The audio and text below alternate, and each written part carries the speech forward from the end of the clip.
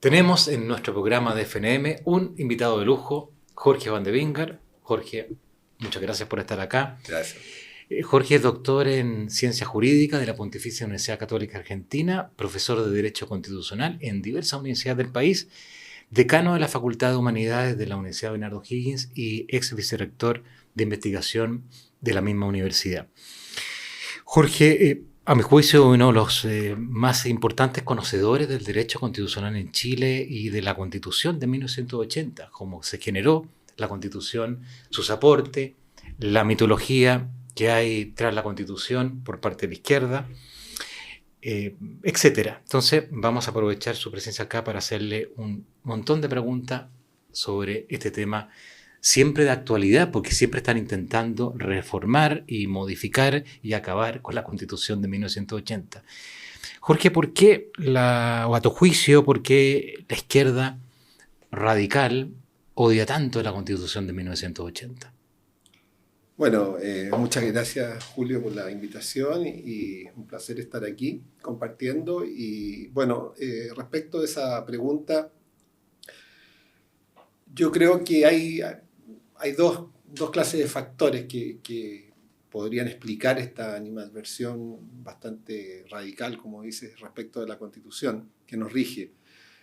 Yo creo que en primer lugar hay un tema en relación con el gobierno militar, ¿no es cierto? Es decir, la izquierda más radical evidentemente no va a aceptar, ni soportar, ni comprender ninguna obra o gestión que se haya producido en el marco del gobierno militar. Y por lo tanto, incluso aunque no existiera ningún reparo a alguna determinada obra, no la van a reconocer.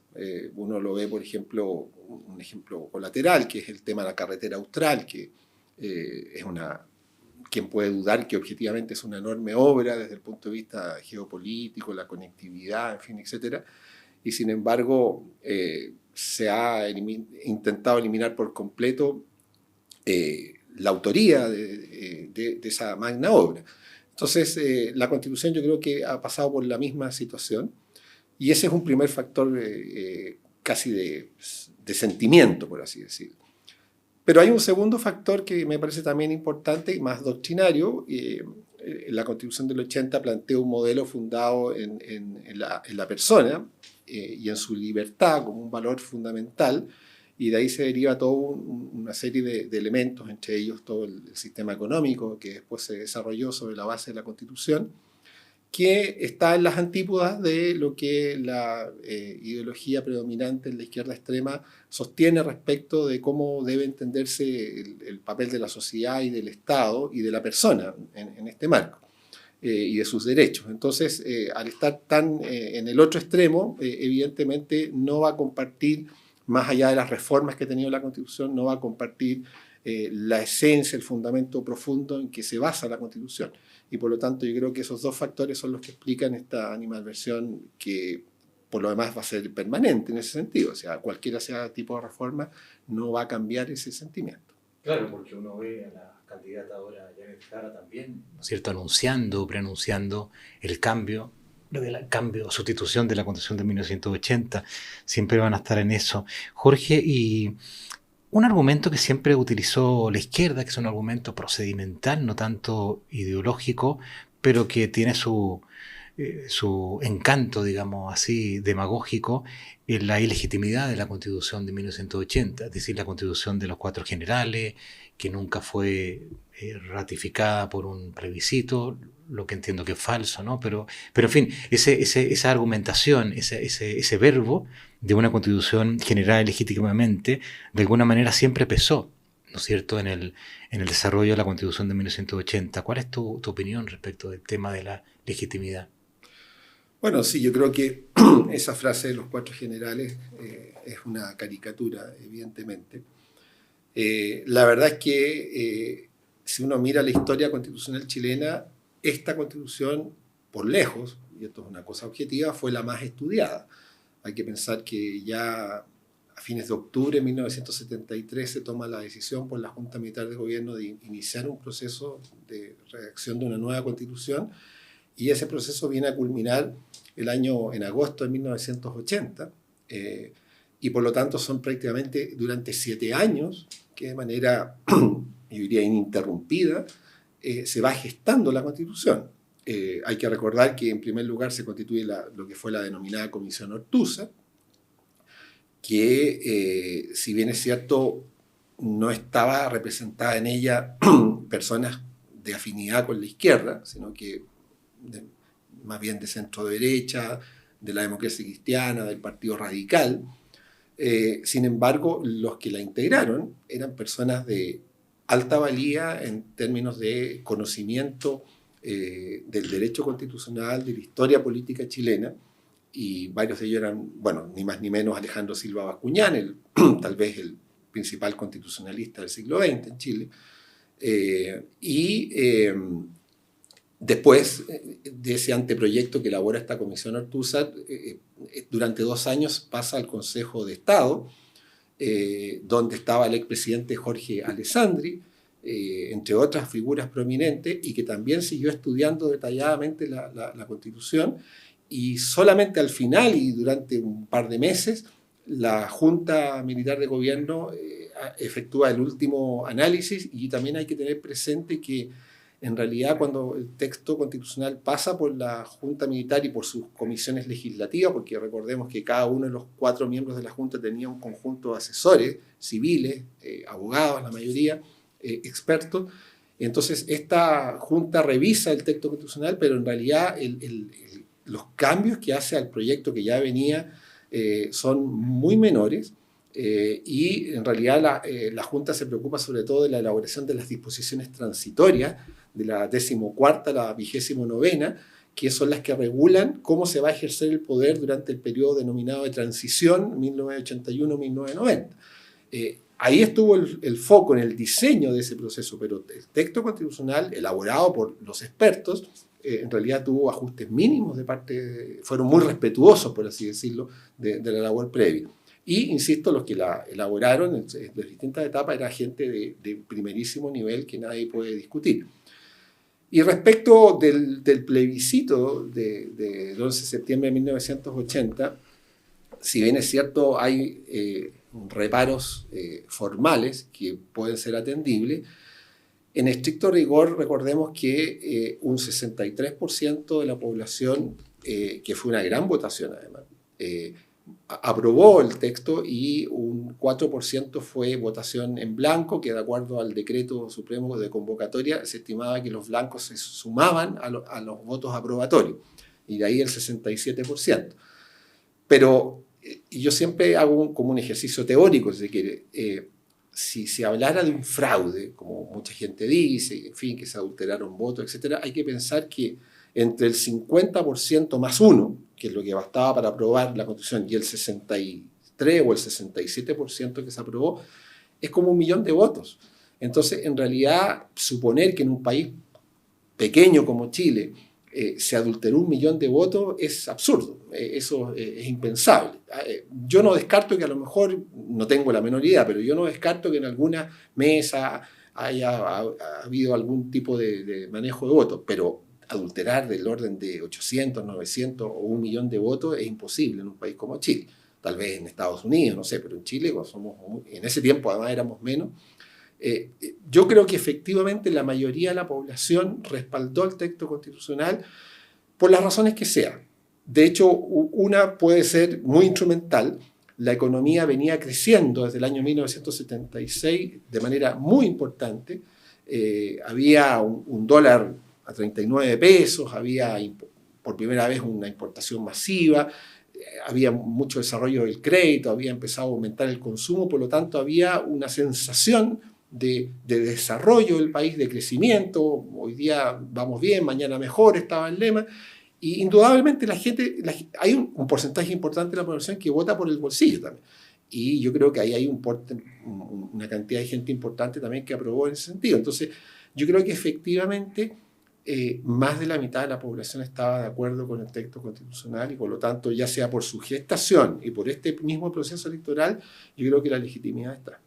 Ahora, más allá de la gestación y del proceso, la Constitución en sí misma fue involucró un desarrollo, ¿no es cierto?, normativo, porque tenemos el texto original, tenemos el texto a finales de la década de los 80, después tenemos el texto del 2005, ¿no es cierto? ¿Puedes tú explicarle a nuestros auditores las diferencias sustanciales entre esos tres textos? Porque cuando uno dice la Constitución de 1980, la Constitución de los Cuatro Generales, la Constitución de la dictadura, etcétera, etcétera, uno se pregunta, bueno, ¿a qué te estás refiriendo? ¿Al texto original, al de finales de los 80 o al texto del 2005?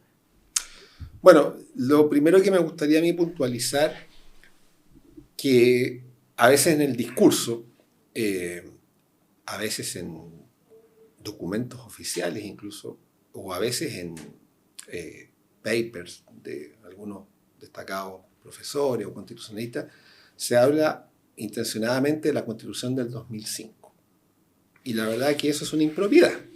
O sea, y si hablamos en serio, la Constitución sigue siendo la Constitución de 1980, con todas las reformas que ha tenido, muy importante la del 89 y del 2005, pero es la Constitución del 80.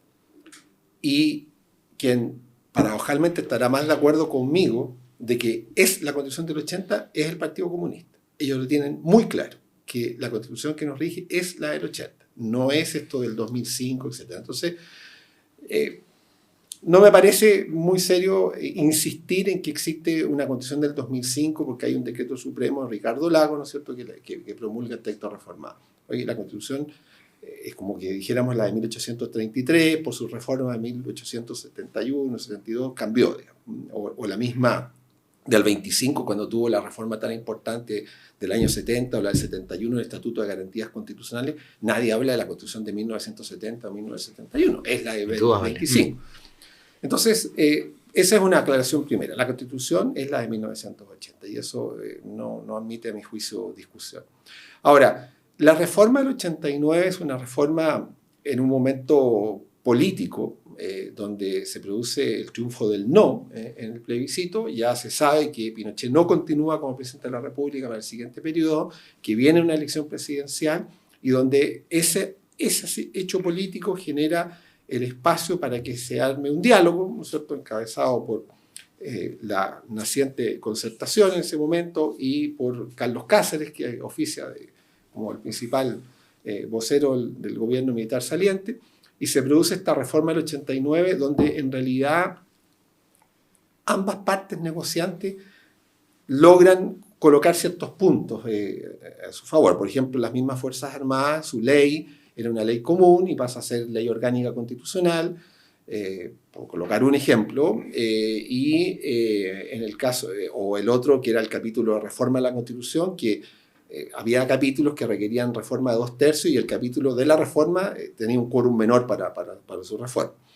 Y del lado de la naciente Concertación se colocan temas importantes como para ellos el artículo 5º, por ejemplo, con la referencia a los tratados internacionales de derechos humanos, una rebaja a los quórums de las leyes interpretativas y orgánicas constitucionales.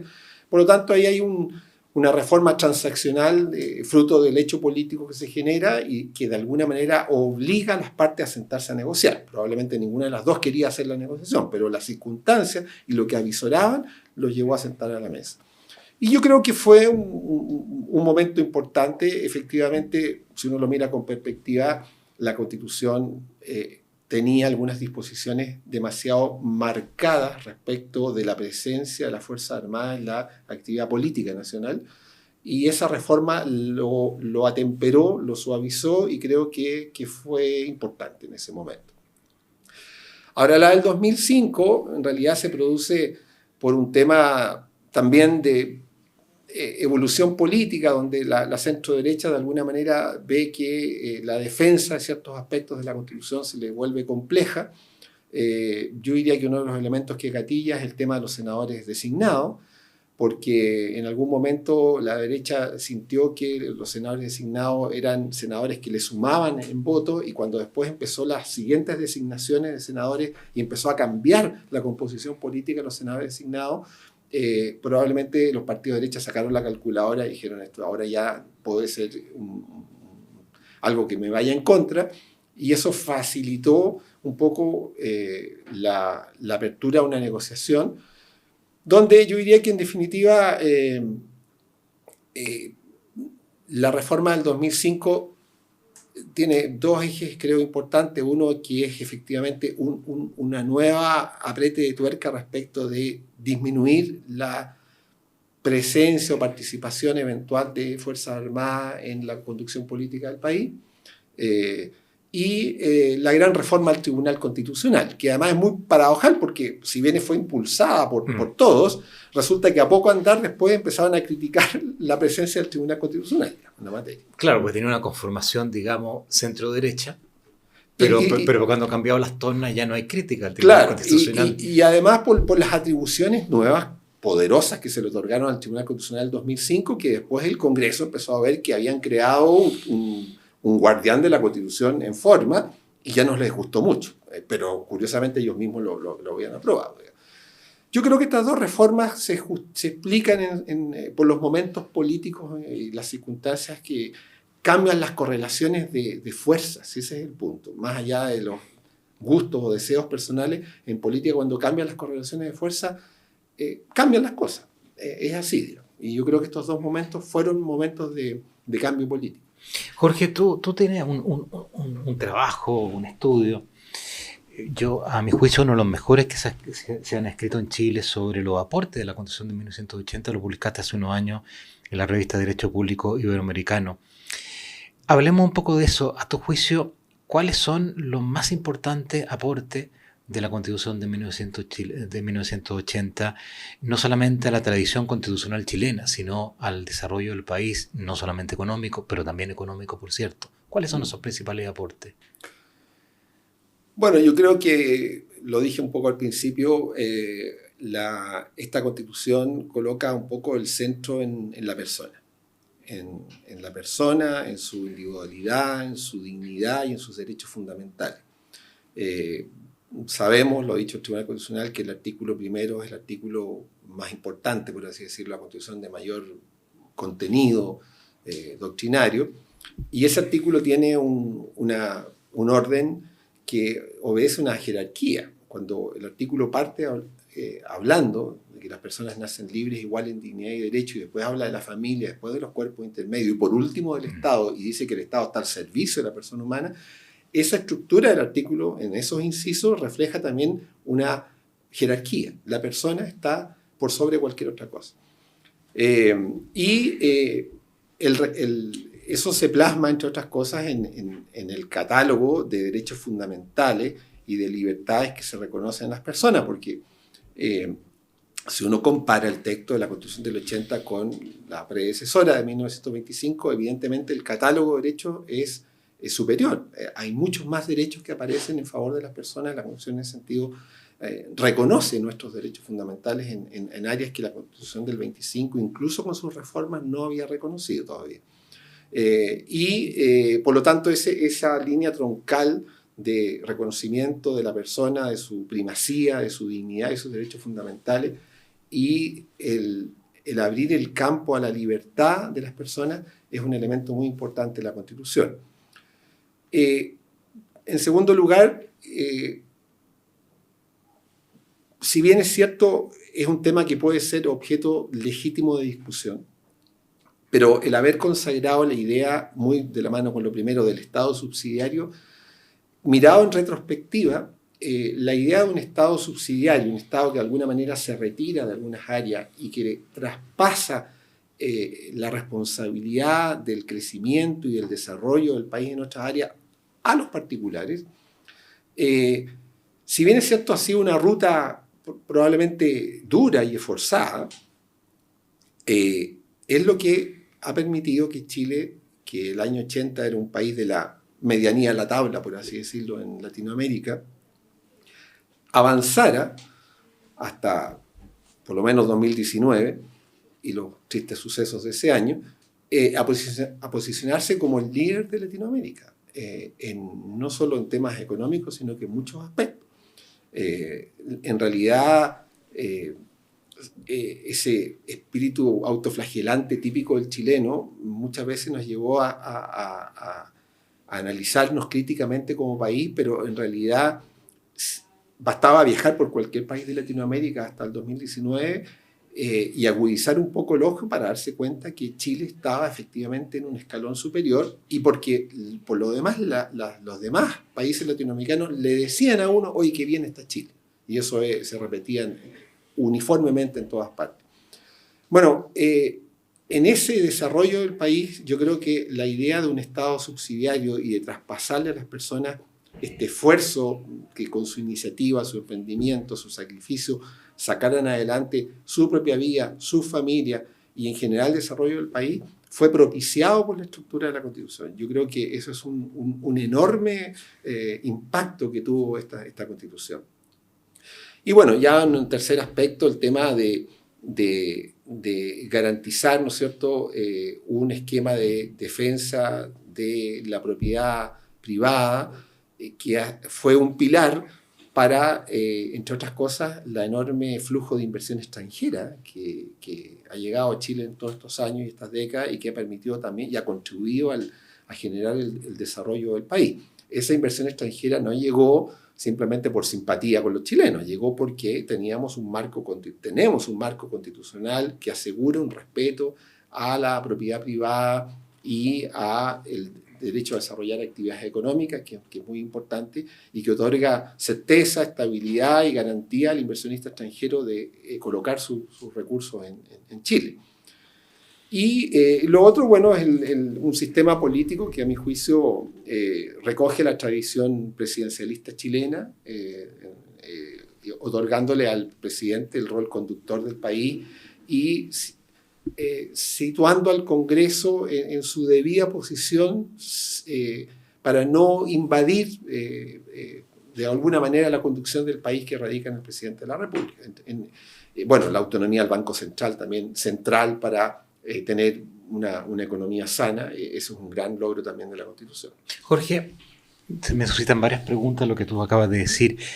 ¿Qué ha pasado con el Estado chileno? Porque si bien la Constitución, como tú muy bien dices, establece un marco de un Estado subsidiario, la verdad que en los hechos tenemos un Estado morboso. Es decir, tenemos una cantidad de regulaciones, ¿no es cierto?, y de capacidad para regular a través de las distintas potestades normativas del órgano del Estado y del órgano descentralizado del Estado, que es abismante. O sea, el ejemplo de la permisología en materia de inversiones, el ejemplo de la sobreregulación en materia de educación, tú muy bien lo sabes porque también te dedicas, ¿no es cierto?, a ese tema, es alucinante, por utilizar otro adjetivo calificativo.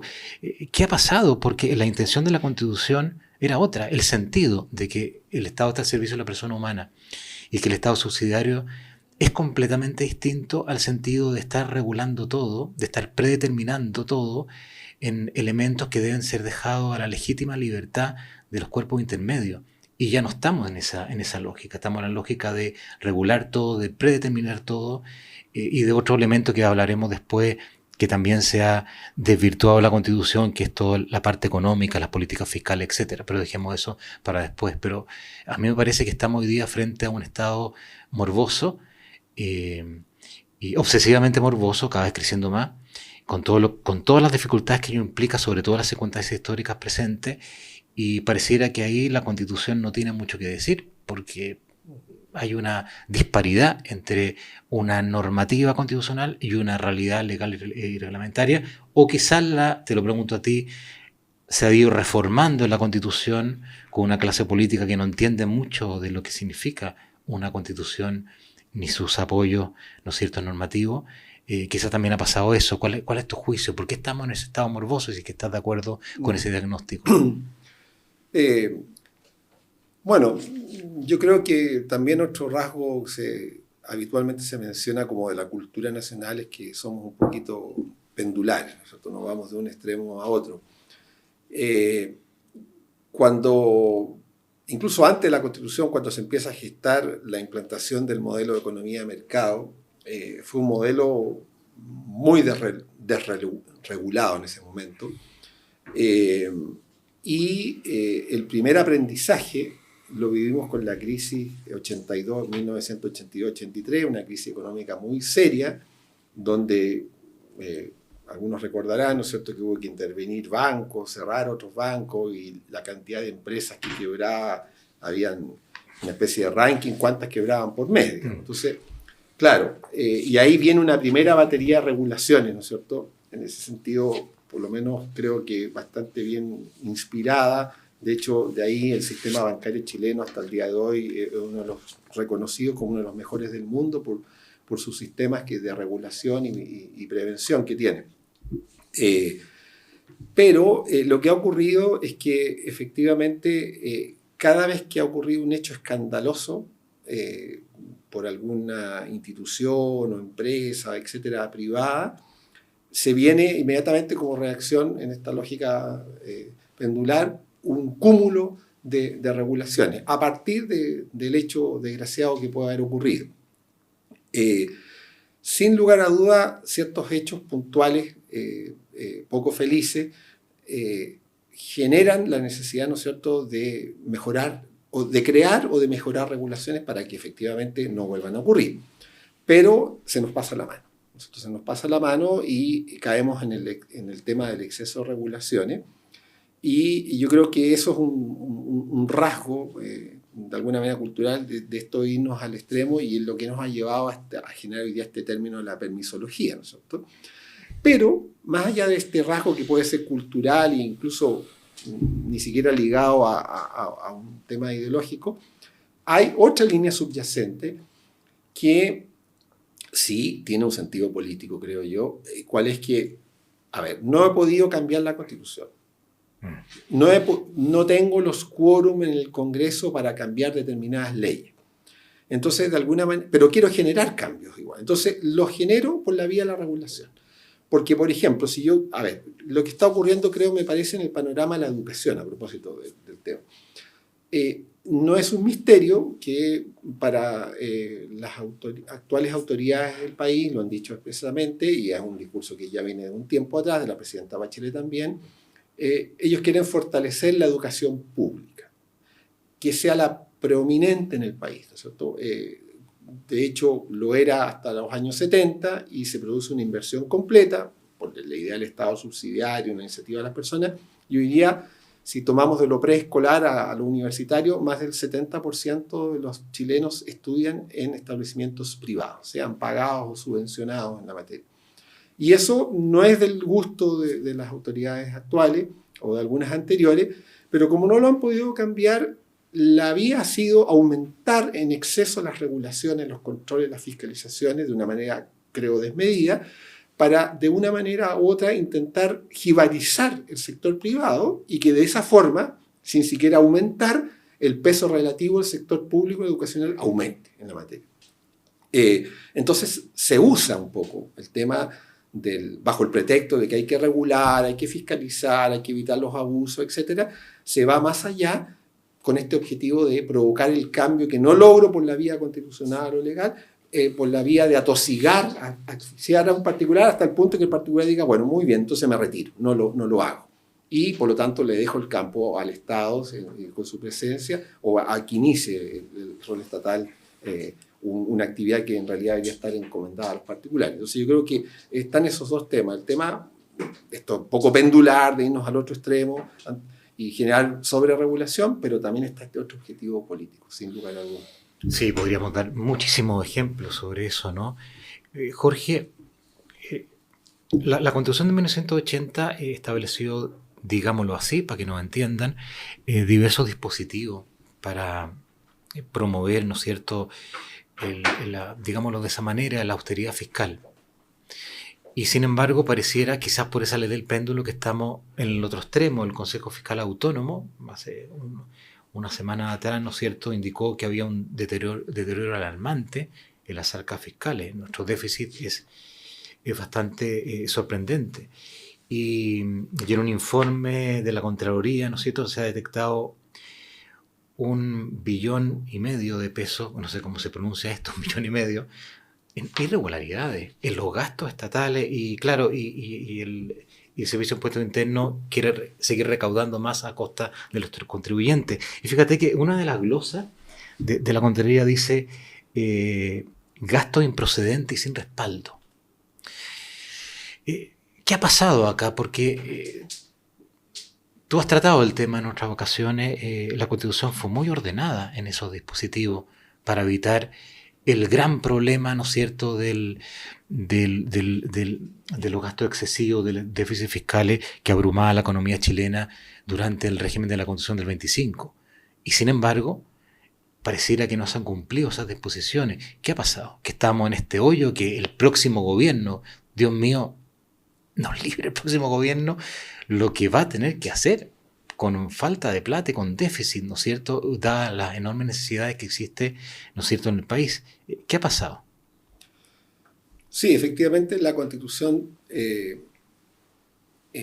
no solo se preocupó de establecer las bases para la generación de una economía fundada en la libertad y en el mercado que llevó a Chile a un alto nivel de desarrollo, sino que también se preocupó del otro aspecto, y efectivamente, que era la política fiscal en materia económica, y lo hizo mirando efectivamente, como bien dice, la historia, los problemas que los presidentes tuvieron bajo la Constitución del 25 para el manejo de la economía, y ahí quien utilizó sus discursos del 21 de mayo de la cuenta presidencial fue el presidente Jorge Alessandri, que su periodo 1958-64, permanentemente sus discursos del 21 de mayo hacía referencia a las enormes dificultades que tenía para conducir una política fiscal y económica seria ante la demagogia y el populismo del Congreso. En eso fue majadero el expresidente Jorge Alessandri, que además como buen ingeniero era muy serio y muy riguroso en el manejo y tenía claramente presente que el tema de la inflación, que era un problema endémico en Chile, golpeaba sobre todo a las personas más necesitadas. Entonces, bueno, efectivamente en la Constitución del 80 la lógica fundamental, es decir, el manejo de la economía y las políticas públicas en la materia, radica en el Poder Ejecutivo, en el presidente, y ahí es que el ministro de Hacienda pasa a ser un elemento, un personaje central, mucho más prominente que lo fue en épocas pretéritas. El Congreso, por su lado, se le reduce su iniciativa, en el sentido de que no pueden proponer nuevos gastos, ¿no es cierto?, sino que solamente aprobar, modificar o rebajar, perdón, o rechazar los gastos que propone el Ejecutivo, pero no proponer ello, porque ahí se abría justamente la puerta al populismo y la demagogia. Y el tercer elemento clave en esto es la autonomía del rango constitucional y la autonomía del Banco Central, de modo tal que, si bien es cierto, se concentra el manejo económico en el Ejecutivo y se evita el populismo y la demagogia, ante el riesgo que el Poder Ejecutivo incurriera en lo mismo, aparece la tercera figura, que es el Banco Central Autónomo, que en definitiva el ministro de Hacienda no puede dictaminarle al Banco Central.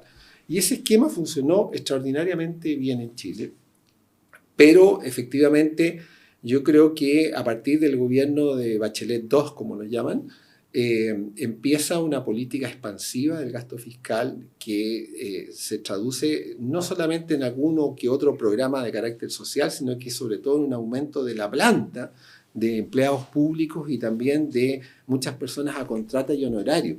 Y se van creando oficinas y secciones y subsecciones o nuevos ministerios también, nuevas oficinas públicas, de una manera absolutamente desmedida, a mi juicio innecesaria, que van transformando al Estado cada vez en un ente no solo más grande, sino que más ineficiente, porque tampoco, o sea, uno de los grandes problemas que tiene Chile y en general Latinoamérica es lo poco eficiente y eficaz que son los aparatos estatales en la materia. Entonces, yo creo que, bueno, y el tema de la pandemia, evidentemente, por distintas razones, pero también contribuyó a este deterioro de las cuentas fiscales, y ahí efectivamente vemos cómo se produce una vulneración de la Constitución con los famosos retiros, ¿no es cierto? Porque, en definitiva, se tiene que terminar generando una reforma constitucional vía disposiciones transitorias para justificar esta propuesta de los retiros, que viene de una iniciativa parlamentaria y que le dobla la mano de alguna manera al presidente Piñera en ese entonces.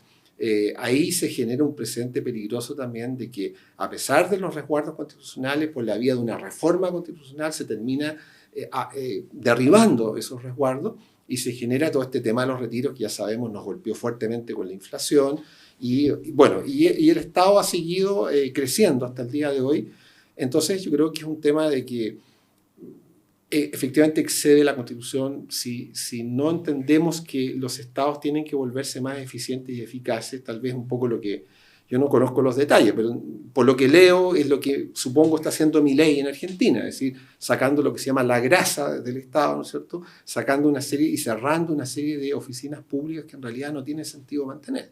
Yo creo que es un proceso que Chile en algún momento va a tener que abordar necesariamente porque el gasto fiscal efectivamente está desbordado.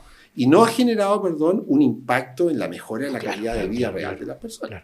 Claro. Jorge, antes de entrar a los procesos constituyentes e ir concluyendo, una pregunta más de juicio político. ¿Por qué la izquierda chilena tiene un sentimiento atávico, ¿no es cierto?, en pro del Estado? Pero por otro lado, cada vez que ella asume el gobierno, destruye la calidad de las instituciones estatales que tienen calidad o que la tenían precedentemente. O sea, lo que han hecho los gobiernos de izquierda, por ejemplo, con los liceos emblemáticos en Chile, los liceos estatales, es absolutamente destructivo. Entonces, esta gente vive de una suerte de mitología estatista utópica, porque viva el Estado, pero cuando me hago cargo del Estado, yo mismo destruyo las cosas buenas que tiene el Estado. Las pocas cosas eficientes que tiene el Estado, por ejemplo en educación, también las vuelvo ineficientes. Entonces, es algo bastante estúpido por parte de la visión política de esta gente. Porque claro, tuviéramos un Estado alemán o suizo, que también hoy día tiene sus problemas, pero imaginemos que no tuvieran los problemas que hoy día tienen en la época del milagro económico alemán. Y yo te creo un poco el argumento del Estado a nivel práctico, no sé si teórico, podrían haber muchas discusiones, pero es que a nivel práctico te creo el argumento, ¿no? Porque volvamos todo estatal, seamos más Estado, pero ¿de qué Estado me estás hablando? Es decir, lo que nos produce también un tema de justicia tributaria, ¿no? Porque tú eres un país europeo, relativamente hablando, tú pagas impuestos, pero sabes que vas a tener una salud suficiente, una educación suficiente, va a tener seguridad, etcétera, etcétera. Pero acá tú pagas impuestos y tienes una salud, no quiero incurrir en garabato, pésima, ¿de acuerdo? Tienes una educación bastante insuficiente, no tienes seguridad. Entonces, ¿para qué pagas impuestos? Estoy vulgarizando un poco el argumento, pero se entiende, ¿no? Entonces, a tu juicio, ¿a qué se debe este sentimiento atávico de la izquierda por el Estado, que a mi juicio es una mitología mezclada con una utopía? ¿A qué se debe esto? Porque el Estado chileno, no voy a decir que es un Estado fallido, pero es muy ineficiente. Pero además lo eficiente, yo mismo lo destruyo. Entonces, ¿de qué estamos hablando cuando hablamos de esa actitud pro Estado?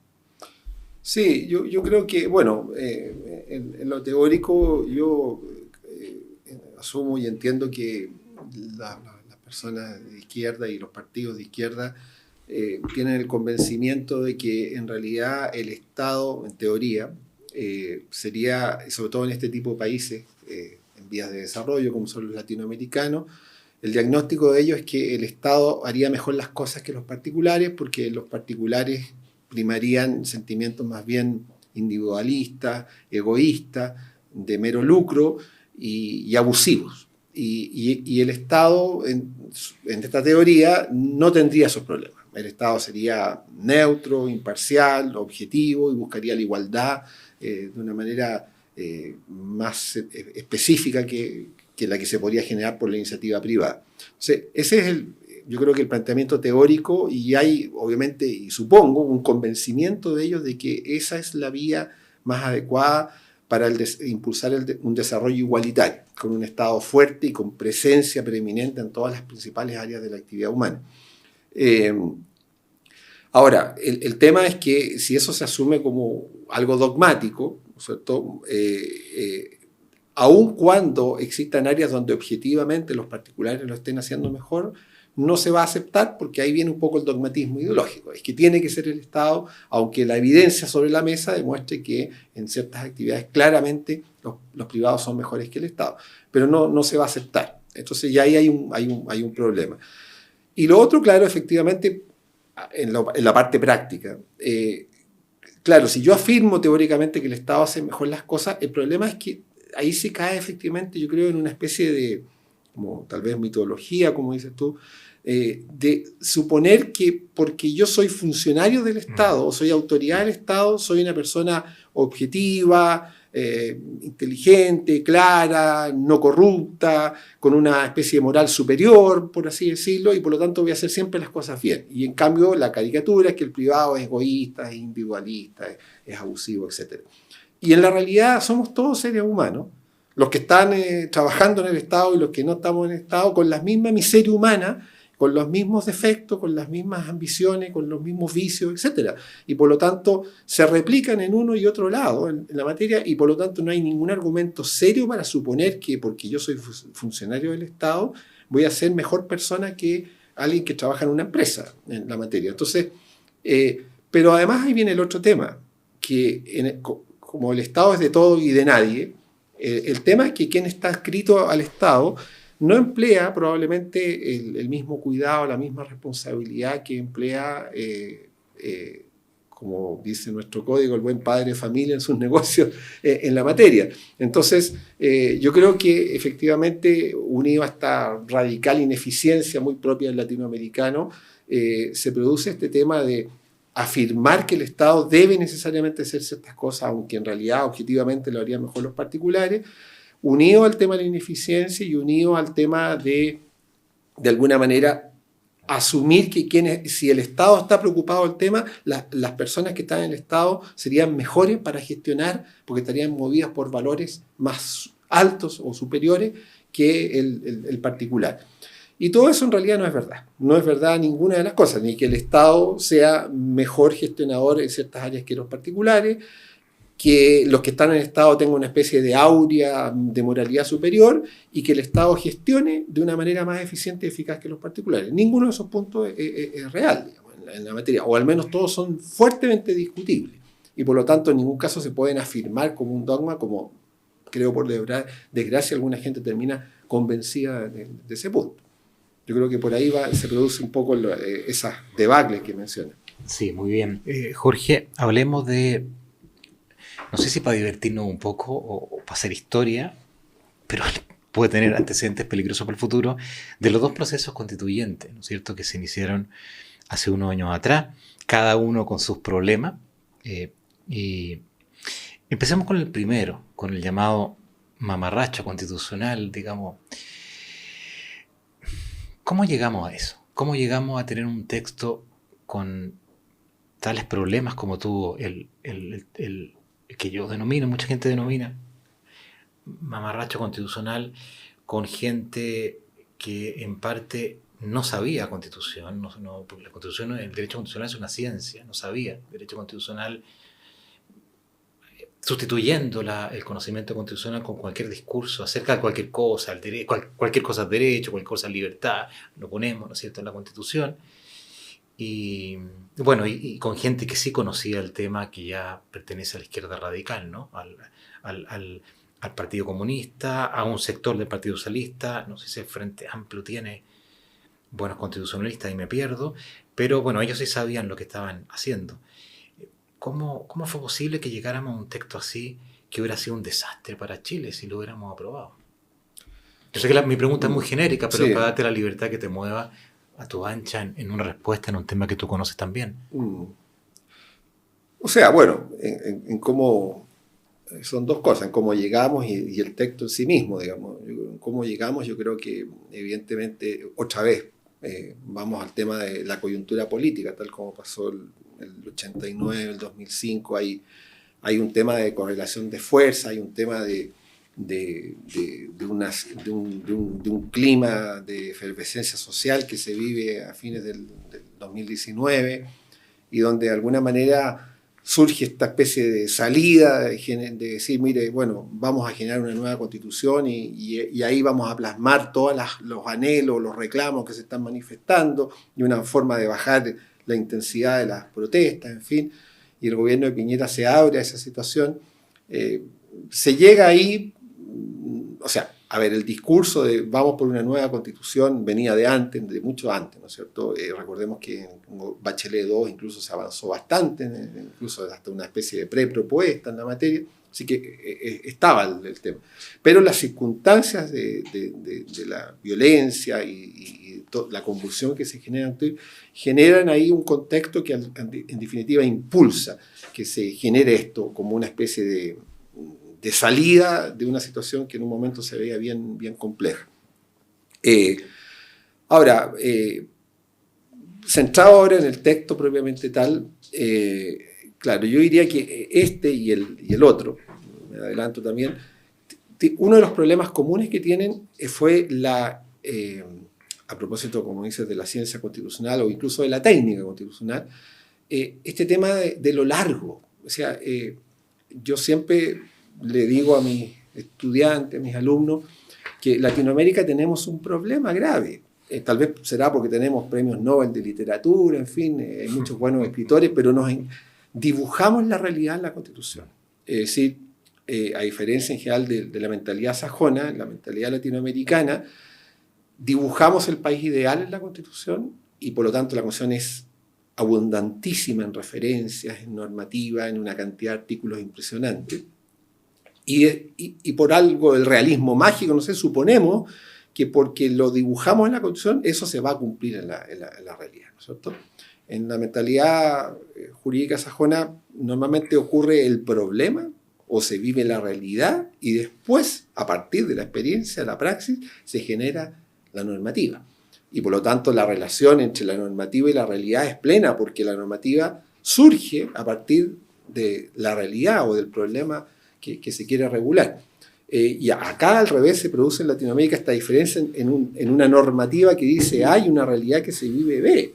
Lo que le digo a los alumnos también, mire, si yo tuviera el dinero, le financiaría a ustedes un tour por Latinoamérica, usted vaya a X país, le regalo el texto de la Constitución y recorra ese país completo. Y vaya leyendo cuánto de lo que dice la Constitución se cumple en la realidad. Y después hablamos. Y tengo la seguridad que esos alumnos me dirían, profesor, en realidad la Constitución dice una serie de cosas que lo vimos en la realidad, en las calles, en los colegios, en el Congreso, en los hospitales. Venezuela es un caso más característico, ¿no? Y no se cumple lo que dice la Constitución. Entonces, estos dos textos, pero sobre todo el primero, incurría en eso. Se hacía mención que este texto, el primero, iba a ser como el segundo más largo del mundo, creo, después de la Constitución de la India, y compitiendo con constituciones latinoamericanas de ese mismo talante, con una cantidad impresionante de artículos, y eso no es entender lo que es una constitución. Las constituciones por algo son la norma fundamental. En definitiva, yo creo que tal vez a lo mejor se desaprovechó la oportunidad en esos dos procesos de haber hecho un texto minimalista, donde están solamente las ideas realmente fundamentales de la estructura jurídico-política del país y el tema de los derechos fundamentales, y el resto haberlo dejado a la regulación legal y a las mayorías parlamentarias, pero las constituciones deberían ser fundamentalmente eso, es decir, un texto donde los pocos elementos que están se genera un consenso lo más amplio posible, no hay unanimidad, pero un amplio consenso respecto de ciertos temas fundamentales. Uno podría redactar un texto de constitución en, no sé, 50 artículos, 40 artículos, y cada uno, además, cada artículo muy breve. Hay que ver las constituciones de los países nórdicos, por ejemplo, son brevísimas y se interpretan o se desarrollan con proyectos de ley, pero nadie pretende en los países más desarrollados que la Constitución entre al minimalismo que entra, incluso también la del 80 con las reformas que ha tenido. O sea, hay capítulos, el capítulo del Gobierno de Administración Interior del Estado que ni siquiera da para ley, tiene cosas casi de carácter reglamentario que se han opuestas a la Constitución. Bueno, hay incluso enunciado del color del lápiz, ¿no es cierto?, con el que se vota. Jorge, ¿tú crees sobre ese mismo punto que, dado que fuerzas políticas odian la Constitución del 80, no es que odien la Constitución, lo que está detrás, la idea fundante de la Constitución, una vez que no hemos podido sustituirla, hemos tenido varios años en que vamos reformando la Constitución, y yo me pregunto, no tengo una evaluación completa, si esas ese torrente de reforma del último año no apuntan hacia la desarticulación de la Constitución, sea del concepto político que tenía la Constitución, ya con los gobiernos regionales o el diseño insuficiente de los gobiernos regionales, y en fin, una serie de disposiciones. Hemos desarticulado la reforma, la Constitución a través de la reforma más o menos consciente por parte de una cierta izquierda, bastante inconsciente por parte de la derecha, que firma lo que le ponen y no estudia bien. ¿La hemos desarticulado? ¿O en parte sí? Yo creo que a pesar de la enorme cantidad de reformas que ha tenido, como en sus pilares fundamentales, la Constitución sigue intacta. Yo no me complicaría por el tema de que efectivamente, si lo llevamos hacia reforma, no a leyes de reforma constitucional, sino que a cada uno de los cambios son más de 200 los cambios. Entonces uno podría decir, pues esto no es otra constitución.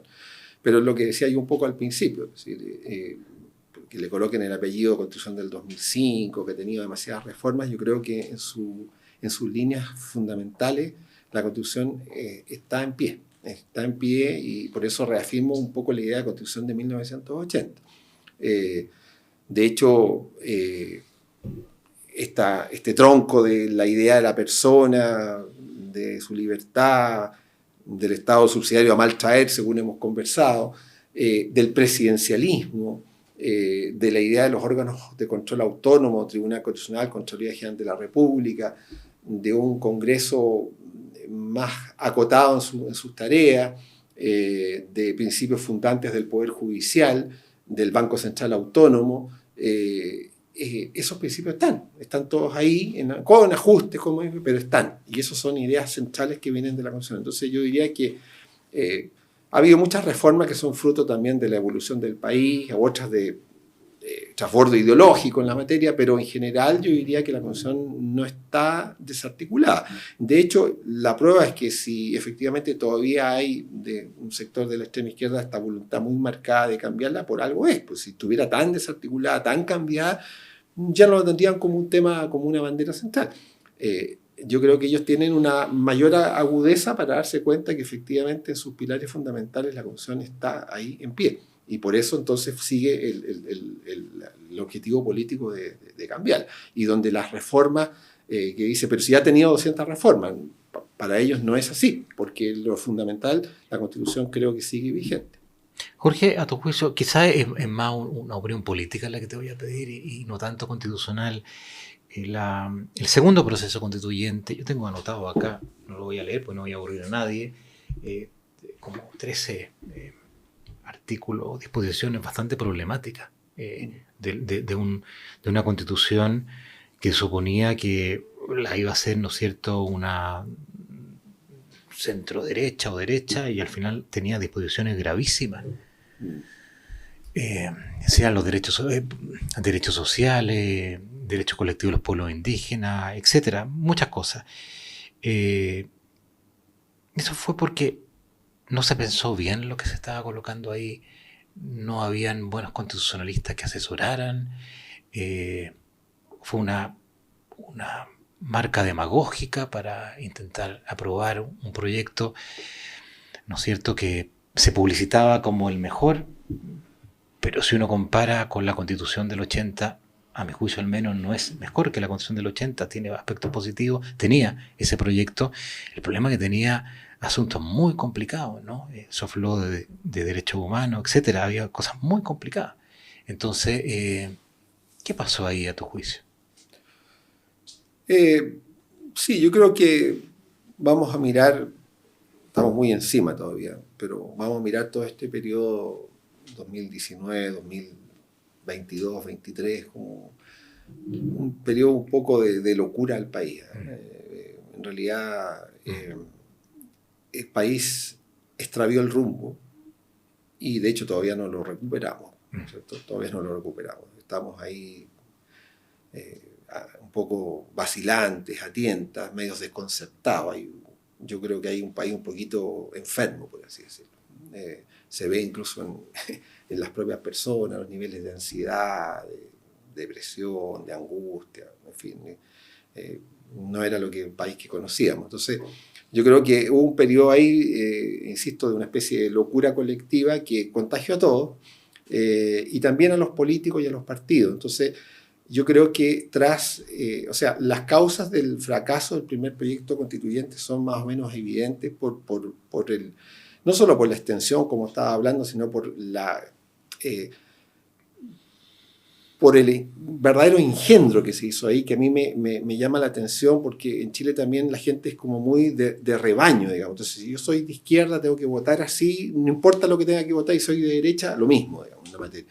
Entonces, a mí no me deja de sorprender, aunque espero que en el secreto de la urna, mucha gente de centro, izquierda y izquierda seria, intelectualmente hablando, no votó a favor de ese proyecto, no obstante que declararon públicamente que lo apoyaban. Porque si justamente son serios, yo creo que se daban cuenta de que tenía una serie de problemas ese proyecto, no solo ideológicos, sino que prácticos en la materia. Por ejemplo, todo el tema que había de los órganos que se proponía crear a nivel de estos territorios que se hablaban, ¿no es cierto?, relacionados con los pueblos originarios, y cómo se relacionaban esos órganos que se creaban con los órganos del aparato estatal central, en realidad era indescifrable. Yo todavía me recuerdo una clase que le estaba haciendo a los alumnos que íbamos en paralelo explicando la Constitución y lo que estaba gestándose en el proyecto, y yo me acuerdo que empecé a hacer un esquema con los nuevos órganos en la pizarra, y en algún momento tiré el plumón y dije, ¿sabes? Ni yo puedo explicarlo. Está tan enredado que ni yo lo puedo explicar. ¿Cómo van a coexistir todos estos órganos distintos en la materia? Ahora, dado el fracaso de este primer proyecto, que fue bastante estrepitoso, indudablemente en el segundo proyecto había una gran oportunidad para haber hecho un buen texto moderno, breve, de amplio consenso, y está claro que se desaprovechó. Está claro que esa oportunidad se desaprovechó, y se incurrió un poco en muchos de los vicios del primer proyecto, con otro cariz, con otra visión, pero varios vicios, no solo de técnica constitucional, por de pronto, sino que de temáticas también muy complejas. Y yo creo que la oportunidad era lo que estoy diciendo, es decir, haber hecho un texto muy breve que hubiese generado un consenso bastante amplio, que hubiese sentado las bases mínimas para continuar con el desarrollo y que hubiese cerrado el tema, y que por último la disputa política lo hubiese dejado a las leyes y a las mayorías parlamentarias, bajo un realismo de que ya en la Constitución misma probablemente no se podían anclar ciertas cosas porque eso no iba a ser viable. Entonces, creo que la solución era esa, y se incurrió un poco en el otro extremo, pero de alguna manera una especie de locura colectiva de vivir el momento y la pasión del momento. Y creo, como digo, cuando lo miremos 10, 15 años más con la perspectiva del tiempo, a mucha gente le va a dar vergüenza. Es decir, cómo nos comportamos así en estos momentos. Yo creo que es así. Y como digo, las consecuencias todavía las estamos viviendo ahora. Yo creo que Chile efectivamente está un poco perdido, más allá incluso del gobierno de turno. Creo que incluso viendo los candidatos y las propuestas, que estamos todavía un poco, nos salimos del calce y no volvemos todavía en la materia. Y eso es bien complejo, bien complejo. Jorge, una última pregunta para ir terminando. ¿Qué opinas de cómo formularlo para que nos entiendan? ¿De acuerdo? Porque a veces uno como abogado habla en términos tan técnicos, pero ¿qué opinas del llamado control de convencionalidad, que tiene diversos sentidos también? Pero, ¿qué opinas del control de convencionalidad? Si puede explicarnos a nuestros auditores qué es esto y los peligros que tiene.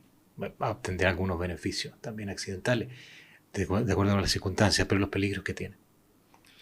Claro, este tema del control de convencionalidad está relacionado con el llamado control de constitucionalidad, ¿no es cierto? Es decir, si tenemos una norma fundamental que es la Constitución política, se supone que todo el resto de las normas jurídicas que se dictan en el Estado no pueden contradecir lo que dice esta norma fundamental, y de ahí surge la necesidad de que alguien tiene que controlar que efectivamente eso ocurra, es decir, que las leyes o las normas reglamentarias o cualquier otro tipo de normativa no contradiga la Constitución. Entonces ahí surge la idea del control constitucional, que de alguna manera viene desde los orígenes casi del constitucionalismo moderno.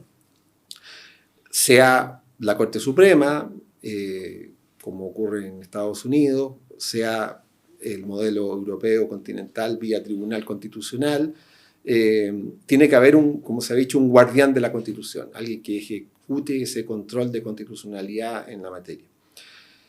Frente a ese modelo, ¿no es cierto?, la Corte Interamericana de Derechos Humanos establece un nuevo mecanismo de control que denomina control de convencionalidad, haciendo alusión a la Convención justamente Interamericana de Derechos Humanos, y levanta esta tesis de que en realidad cuando un Estado, en este caso de América, ha suscrito y ratificado la Convención Americana de Derechos Humanos y sometido a sus órganos jurisdiccionales, la Comisión y la Corte Interamericana, debe de alguna manera adecuar su normativa, incluyendo su propia Constitución y obviamente todo el resto del ordenamiento jurídico y el proceder de sus órganos del Estado a lo que dispone la Convención Americana de Derechos Humanos, pero no solo a lo que dispone el texto, sino que a la manera como la Corte ha interpretado el texto en la materia, ¿cierto? Y la Corte entonces dice, bueno, si usted firmó esto, usted como Estado y todos sus órganos y todas sus normas deben someterse a la Convención Interamericana. Y el guardián de la Convención soy yo, Corte Interamericana, y la interpretación que hago. Entonces el famoso control de convencionalidad de alguna manera se traduce en eso, es decir, en señalarle a los órganos y autoridades de cada uno de los estados que han ratificado esa convención que cada vez que dicten una norma o apliquen una norma, en primer lugar deben hacer este control de convencionalidad, es decir, preguntarse esto que estoy dictando, esto que estoy ejecutando, ¿se adecua o no a la Convención Americana de Derechos Humanos? Porque la primera obligación estaría respecto de esa convención más que incluso de la propia Constitución interna.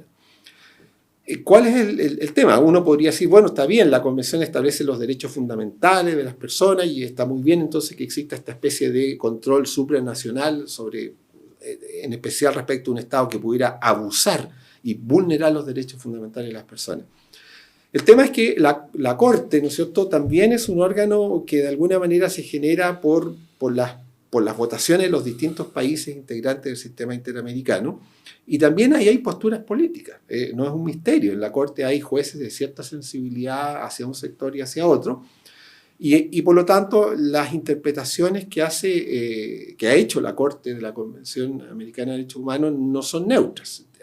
Muchas de ellas tienen también una carga doctrinaria o ideológica en uno u otro sentido, y ahí viene un poco entonces claro si el Estado X, Chile o cualquier otro, tiene que tener una sumisión plena a la interpretación que estas 7 personas hacen respecto de un documento jurídico como la Convención Americana. Hay un tema de soberanía, ¿no es cierto?, de por medio, y un tema también de que está el justificado temor de que por esta vía incluso se modifiquen normativas constitucionales, legales, reglamentarias o proceder a los órganos del Estado sobre la base de una visión incluso doctrinaria o ideológica muy determinada en la materia. Entonces, ese es el riesgo. O sea, en teoría la ventaja es, insisto, que puede haber un Estado que esté vulnerando los derechos fundamentales y es bueno que un órgano internacional lo haga presente e incluso condene al Estado. Pero el riesgo que tiene este control de convencionalidad es ese otro. Y en el mundo académico se tiende a mirar con un sentido puramente jurídico, un poquito ingenuo, en el sentido, nuevamente, como que esa corte fuera una especie de personas superiores que siempre van a actuar de una manera absolutamente neutra y objetiva en pro de una defensa de los derechos fundamentales de las personas.